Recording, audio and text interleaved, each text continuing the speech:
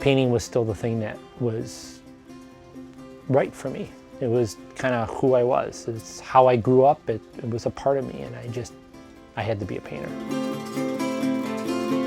My name is David Lenz, and I'm a painter.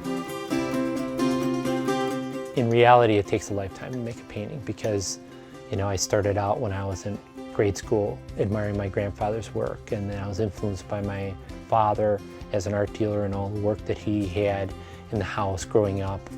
I was influenced by art school, and in the 1980s, realism was about as dead as it could be. And I was a realist painter, it's who I was. And I was painting in the most out of style way you could possibly imagine, but I sort of realized that's who I am and it's what I gotta do. Over the years, I've always had an affinity for the underdog of society.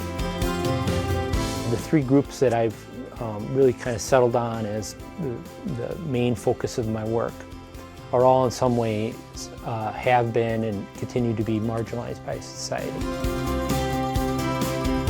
Really, the first group that started was when I moved to the city in 1989 on the east side near UWM where I had gone to school. And so I started doing city scenes, and then, boy, the city scenes don't seem right without people.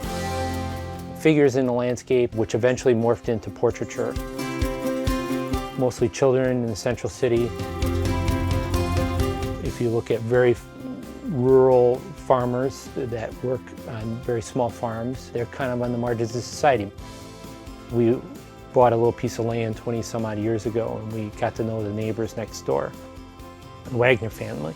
And they have just a very small little farm, 120 acres. They probably never milked more than 25 cows. And so they lived a very, very frugal lifestyle.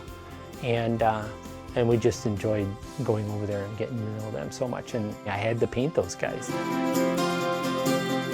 And then people with disabilities. And of course, that came from when our son Sam was born. He was born with Down syndrome. A complete eye-opening experience to be his dad and to get to know sort of the whole history of people with disabilities in the United States, how society treats those that are different. That's probably the biggest focus of my work right now. It's oil paint on canvas, and it's about as traditional as it gets. I like to work from background forward, so sky first, distant areas for second, and then work my way forward. And usually the figure is the last thing that goes in. Pretty much it's from top to bottom. So I'll start with the hair and the top of the head and work my way down.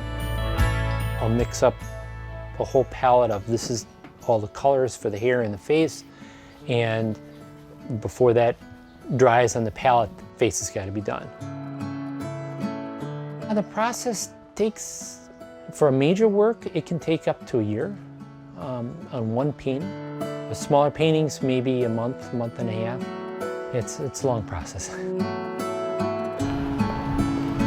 We're in the Hyde Gallery here at the Museum of Wisconsin Art, and this is the main gallery that we do our largest temporary exhibitions in. And so right now we're surrounded by the paintings of David Lenz, one of the most talented portraitists currently working in the United States today, who is from Milwaukee, and we've put together this exhibition almost as not quite a mid-career retrospective, but it certainly is an exhibition that certainly marks a certain point in David's development as an artist and a portraitist. This is a show that kind of fleshes out the rest of his work. The earliest painting in the show is actually from 1984, and the last painting, or the latest painting in the exhibition, is from September of this year. So you're really seeing a nice broad survey of David's work and the three main themes that he deals with, which are inner city children, children with intellectual disabilities, and small-time farmers here in Wisconsin. So those three groups are all represented in this exhibition.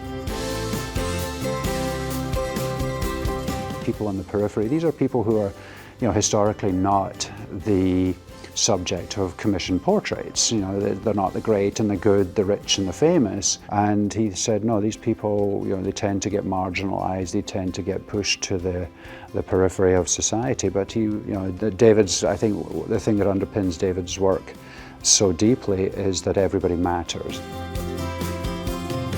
These are real people with real issues, real lives. These people really exist.